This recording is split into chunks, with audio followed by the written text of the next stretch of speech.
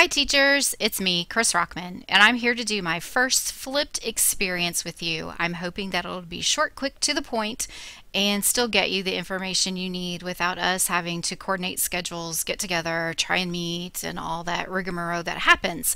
So today I'm going to walk you through a PowerPoint that I have produced for you about Explore testing, which you already know will happen on Wednesday, October 10th. We're just going to run through this very quickly. What you'll need is your manual in front of you, the supervisor's manual, and I'm just going to walk through the pages with you. On page 1, you will want to note the area titled Test Security. Just make sure you know it's not as strict as STARS or TAX or anything like that, but you will want to count your materials when you check them out. You'll need to return the same number of materials when you check them back in, and of course, never leave a test room unattended. Moving on to page 3, the section on there towards the bottom is titled Room Supervisor's Responsibilities. Just remember that you're going to need to read and understand this manual. You are going to be asked to time each test. Each test is 30 minutes in length. You're going to want to actively monitor to ensure that the examinees are only working on the tests that they are supposed to be working on. You'll need to account for all testing materials and of course report any irregularities. Those are listed later in the manual as well. On page 7, it talks about preparing the testing rooms. We will be checking rooms, of course, the night before to make sure there are enough seats, but just in case, make sure that they are all facing the same direction, and then any kind of visible materials that would aid in either reading a math, an English, or a science test would need to be covered. Believe it or not, geographical maps and periodic tables are permitted. I looked that up and it's right there on page 7 for you. You'll also notice on page 7 that you'll need some way to time the test. There will be a wall clock, of course, in the room.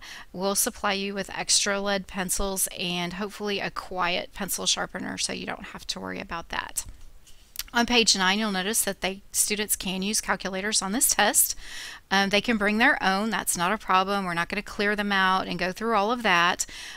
We will have extras for you. We will try and put some in your supply boxes, but if you don't have enough, because they can't share, if you don't have enough, during the directions, the students will be asked to raise their hand if they need a calculator.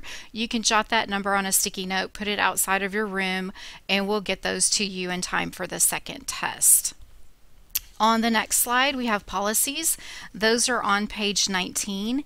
I'm not going to read them all to you, but please make sure that you take a look at these and make sure that you understand them. Some of the biggest things are remembering to announce when there are only 5 minutes remaining for each section. Again, those sections are 30-minute tests, so reminding them of 5 minutes remaining is going to be important. Also, no electronic devices in the testing room. Okay, obviously they can have a calculator, but no cell phones, nothing like that. The manual mentions putting it under their desk. I would prefer that those items, electronic devices, be turned off and stored at the front of the room until all tests are over. This is the page that talks about testing day procedures. This is what you will actually say on the day of the test. You'll want to look at page 25. We will follow the directions there in the purple blocks.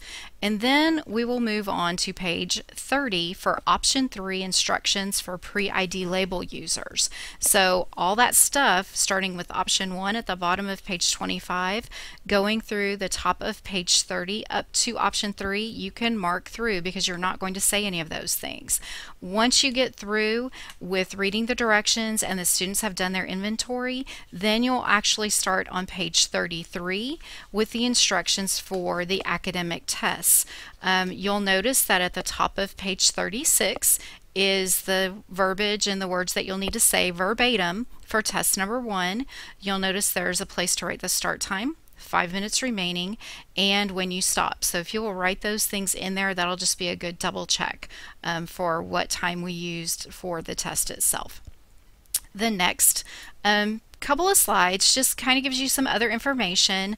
Just a reminder for those of you who've done this before, this is not going to be new to you. You'll want to pick up your materials outside of Eddie's office in front of the North Gym foyer. If you need to use the online stopwatch and have a projector, you certainly can use that and get that loaded. You'll need to start reading instructions as soon as possible, as soon as all your students get there. 750s are, kind of time that we're shooting for, but as quickly as possible. Again, calculators, you'll want to place a sticky note indicating how many calculators you'll need outside of your door once you find out those numbers. And then of course you'll have attendance. You'll want to take that, put it outside the door no later than 8 o'clock. Also, no one may enter a testing room once the time tests have begun. We will be monitoring the hallways out there, so you shouldn't have an issue with that. If you're reading instructions, students can't come in. Of course, we will probably be walking them to your room. Verbal instructions to the test must be read verbatim. Accurate timing of each test is critical. Make sure that you record the start, 5-minute warning, and stop time in your manual. Calculators should only be used during the math portion of the test, and students cannot work on any other portions of the test if they finish a section early. So part of the active monitoring will be making sure that they're working on the correct section of the test. There is an opportunity for a short break between tests 2 and 3. Just for fatigue on students, I would recommend that you have some kind of break. They can just put their answer documents inside of their test booklet, leave it on the desk, stand and stretch. If anyone needs to go to the restroom, you can send them out, one boy and one girl at a time. So it's not like STAR where we only let one person out of the room at a time, but you could send 2 at a time, but one boy and one girl. You've got 10 minutes to kind of get that done. Our next slide, irregularities and other information. If you have problems or questions, be sure to dial 8614. We'll get you some help. Also, look at page 21 for suspected or observed prohibited behaviors. You're going to want to report any of those irregularities to either Gretchen or Stacy or myself. And of course, if you need a break, not sure we'll have scheduled breaks just because of how many teachers we're using, call 8614 and we'll get you a break, and we'll try and come around and give you one anyways. Here's a slide telling your general time frame. You'll see that 7:40 we want everyone in. We've allotted some time for instructions and filling out the inventory. 8:35 and then 30 minutes for the English test, followed by the math test. Looking at breaks being around 9:45 to 9:55. And then starting back with the second round of tests at 10 o'clock. Hopefully that'll give us enough time to get everyone tested, get done, get all the materials returned to the area where you picked them up. If you have any questions, we can certainly meet on Tuesday at lunch just for any last minute items. I hope that this was a little bit easier than us sitting all in a room together trying to get training done, but I look forward to some feedback. Thanks, and enjoy whatever it was you were doing before you started this.